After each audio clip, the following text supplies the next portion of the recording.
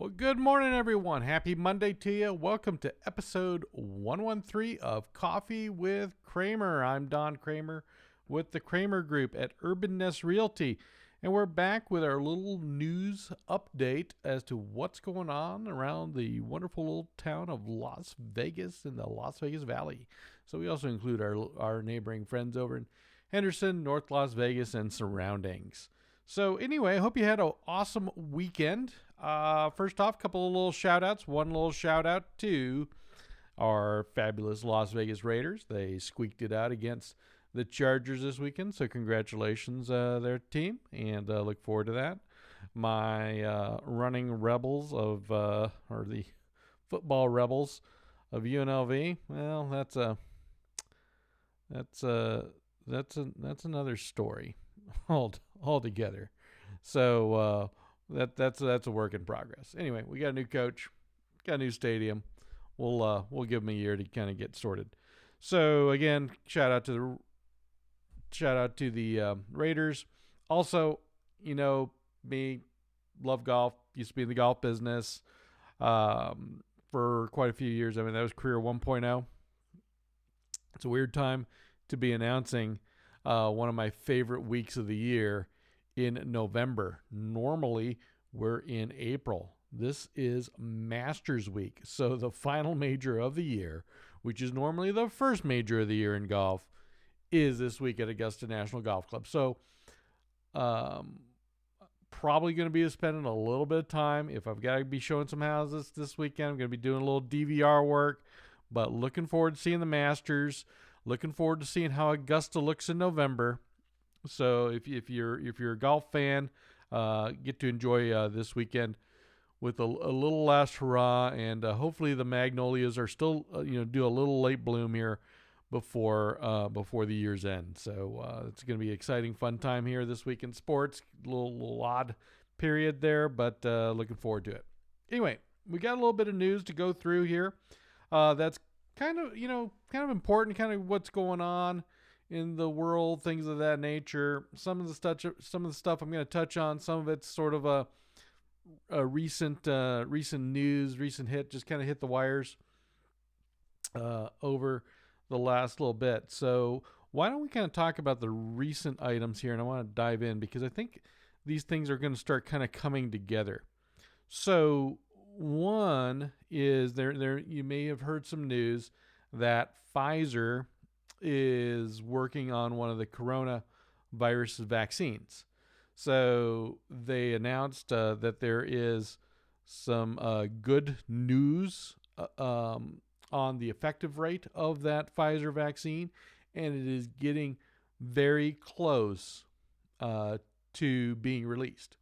Now, last night I had an opportunity to watch 60 Minutes, and they had a segment on what's called Operation Warp Speed, and it was really interesting to talk about how the United States is preparing to deploy the vaccines, and depends on the vaccine because the Pfizer vaccine has its own sort of requirements for implementation, storage, transportation, so on and so forth, than one of the other vaccines that are coming close to coming online.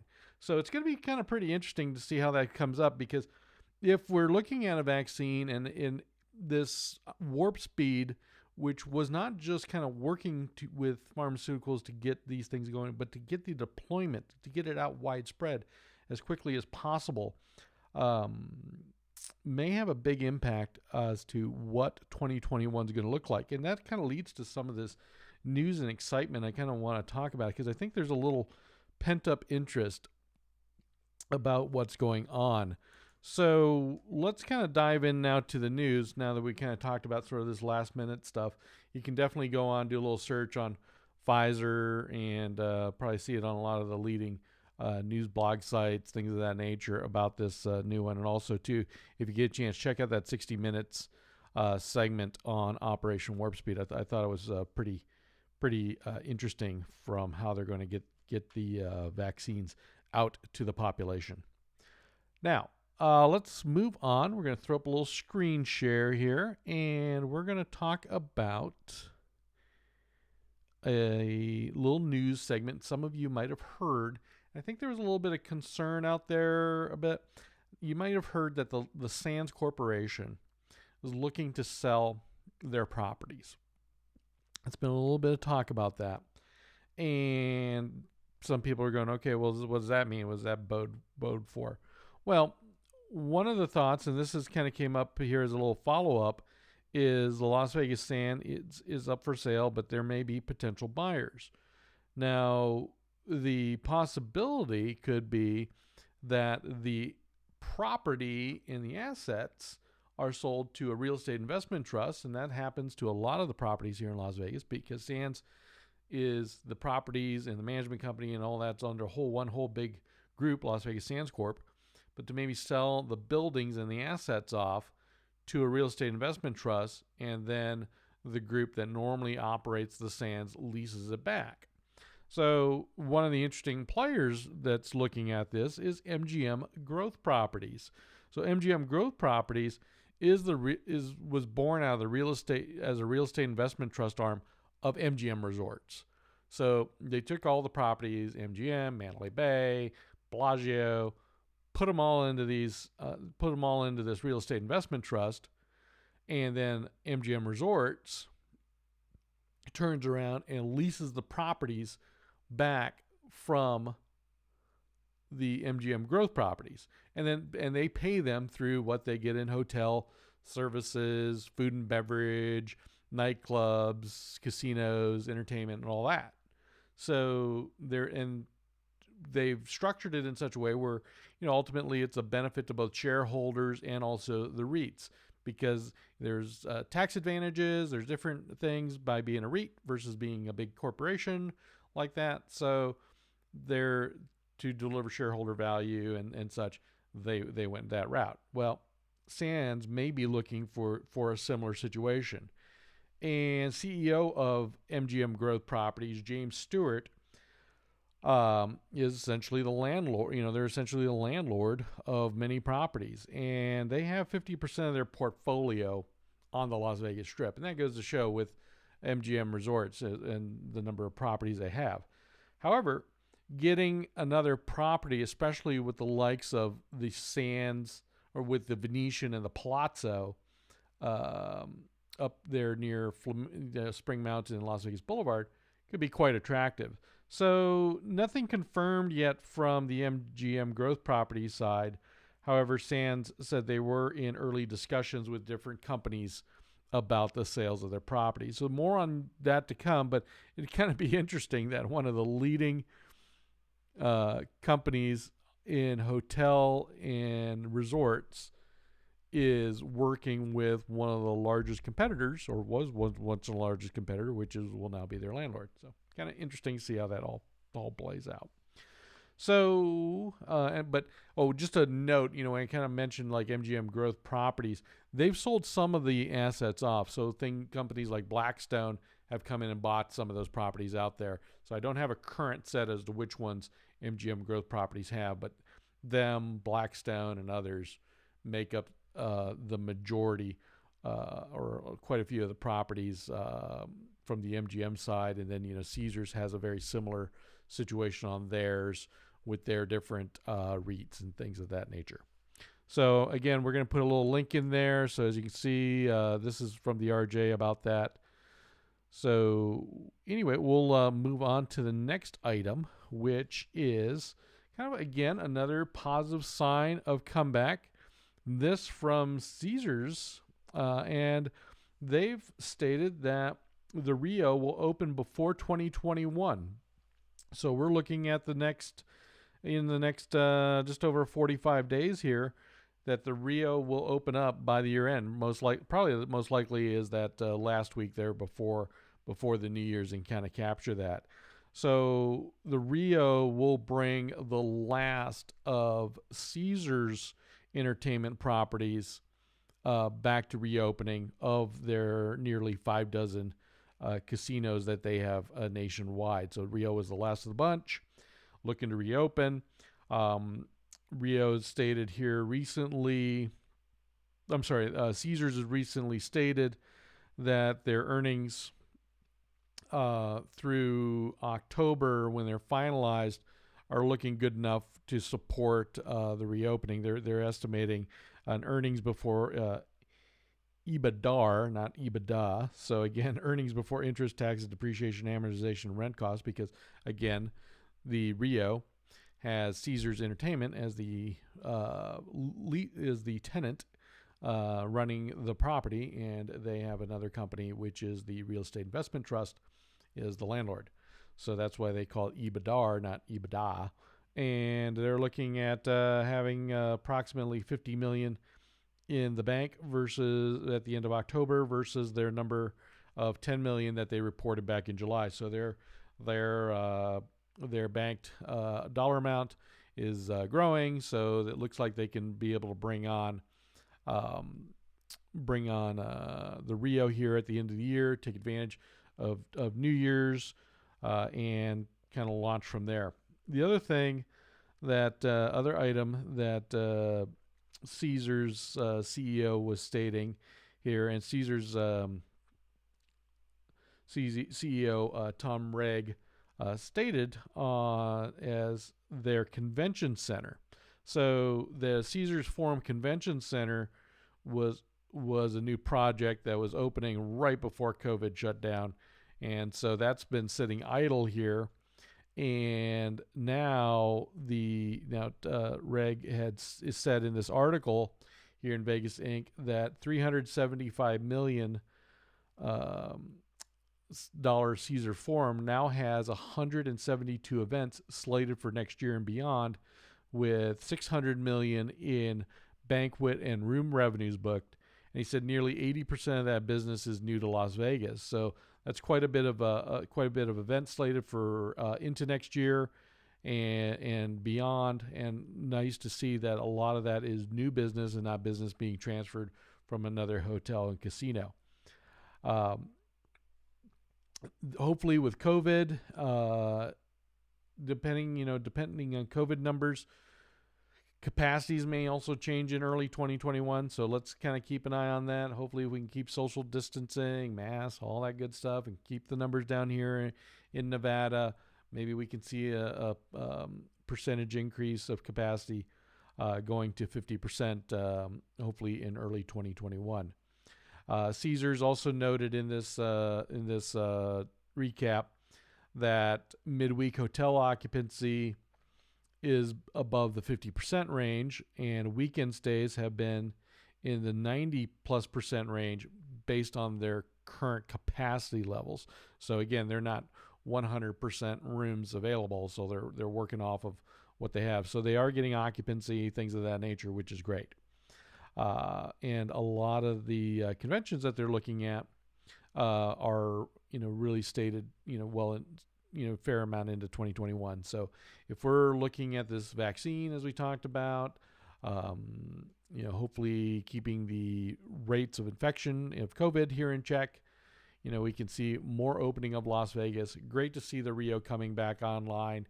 Haven't heard anything about the Palms yet, but we'll keep you posted. So it's nice to have that off-strip property there coming back. Now, we've heard a little bit about, the Wynn Resorts, Monday, Tuesday, Wednesday being idle, things of that nature. And a lot of that has to do with conventioneer spaces and availability. But Caesars has said they're going to stay open with their property 7 days a week, unlike, say, what's being talked about at MGM and what's being talked about with Wynn. So, while we got some news, we're still kind of working through this.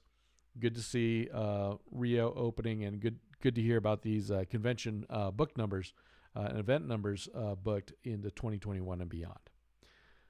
Now, getting back to what's going on locally in building, there's an article here in the RJ. This is something we've been seeing quite a bit here as we've been tracking the numbers. As you know, we like to track the numbers here on our little Vegas real estate market. And this article talks about new luxury homes, and those are basically homes. In Las Vegas, they kind of consider them homes $750,000 up above. I kind of call that the business class segment, and then you get into luxury at $1 million plus. But just to give you an idea, through September of this year, there were 91 sales of new homes above $1 million, versus 75 homes from last year. And so last year, fully open, economy's doing well, interest rates were trending downward, 75 home sales. Coronavirus pandemic, who knows what's going on, more $1 million plus sales. And so for the year, as far as new home closings, of 1 million more, that 91 was through the quarter, and that was the same quarter last year. Sorry, just make sure you understand.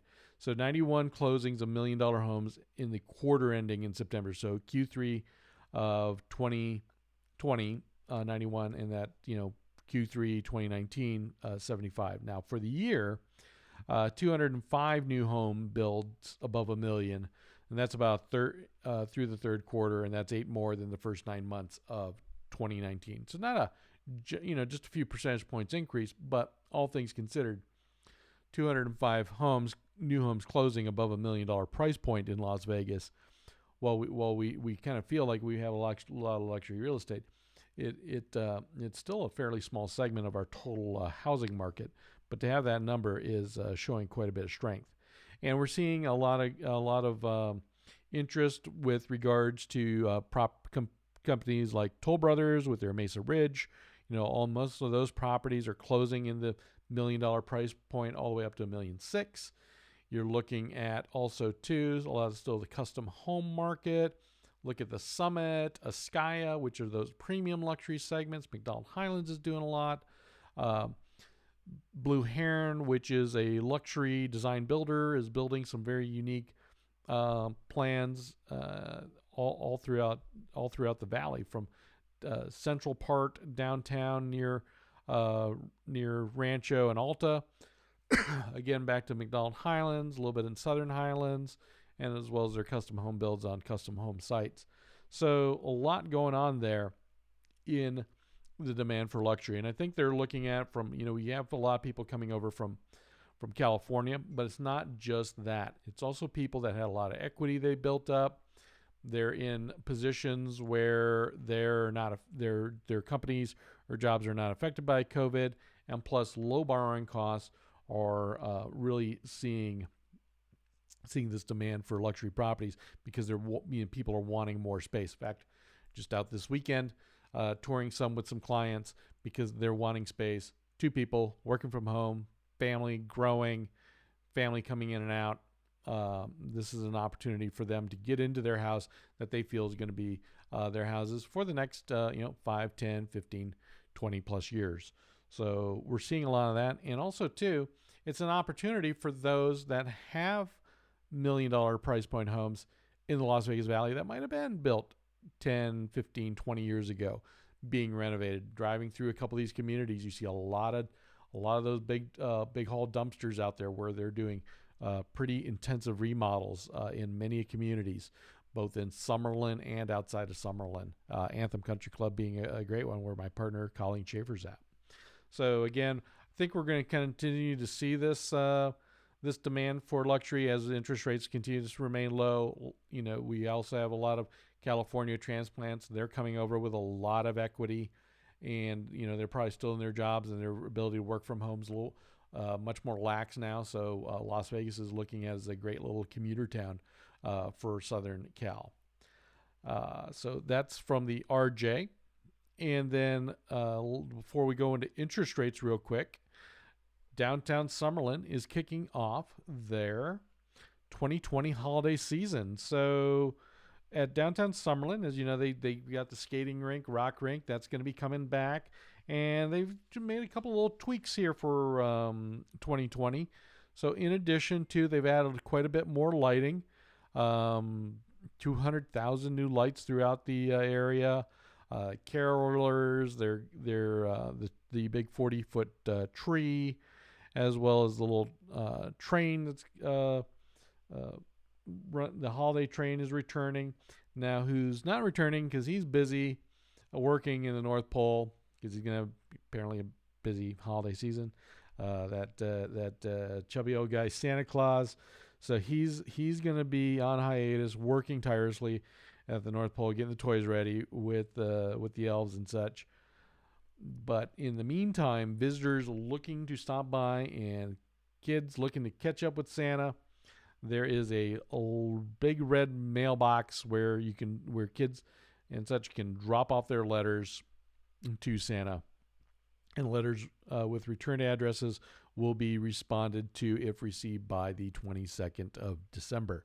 So again, looking to reach out to Santa, do yourself a big favor, go on down, look for the big red mailbox there as well. And also too, we've got a lot of great fun stuff going on there as well. While the skating's going on and opening up, again, it's opening up this next weekend on December 14th. The Jewish Nevada will hold a hybrid in-person and virtual community Hanukkah celebration at downtown Summerlin with socially distanced activities. And you can check out more information there by visiting jewishnevada.org. So they have a program going on here starting on December 14th from 4:30 to 6 p.m. And that's exciting times. We'll probably have some more images, a little more news on that area. And, with the weather cooling off as it is, time to break out the sweaters. And I guess it's time to get the ice skates ready to stop over at the rock rink if you got some time to get some skating in. Now, the last thing we like to talk about with the news is the interest rates. So the interest rates for this week are still remaining low. Not a big change, but 30-year fixed is average, staying unchanged from the previous week to 3.06. The 15-year mortgage fixed is down 1 basis point to 2.62. 30-year jumbo rate is down 3 basis points to 3.01. And the 30-year refi rate, actually that's interesting because that's been kind of popping up a little bit, is down 5 basis points to 3.07. So we're still seeing rates at historically low periods right now, and that looks to still be running its course. Starting to get a little bit of news out there, but we're kind of keeping an eye on it about interest rates in 2021, and that may start to look like. Now, we did have a good jobs number report here recently. We had a good quarterly, economic GDP number. Again, we also had this information about Pfizer and the vaccine. So 2021, we don't know when exactly in the point it's going to be, but a turning of the corner could be a possibility sometime after the first of the year, maybe still in later in the first quarter, maybe in the second quarter, but we're not as far out as we once were, considering how long we've been in this coronavirus pandemic. So those items, if business activity takes off and the economy starts surging again, we could possibly start seeing interest rates begin to tick upward. But that's probably still going to be a little ways off. But however, right now, still enjoying great low interest rates. Now, this week, we're going to do our weekly housing recap, but we're also going to be shooting our October recap on a housing market. Again, we set a new price just above $340,000 for the median sale price. Again, strong sales numbers. And we're going to kind of talk about what the outlook looks like for the rest of November, maybe in December. Because I think with COVID being on, we're still kind of seeing a really different real estate market than we normally do. So, and that may be helpful for buyers and sellers alike. Now, on behalf of my partner, Colleen Schaefer, Don Cramer with the Cramer Group, hopefully you're enjoying your morning beverage today. If you get a chance to throw out there what you've got in your mug or your Starbucks cup, love to hear it. And if you have any questions about real estate, do us a big favor, reach out to us, because the more information you have, the better it is for you to make the right decisions on about buying, selling, or investing in Las Vegas real estate. So till next time, we wish you a wonderful day. Take care. Bye-bye.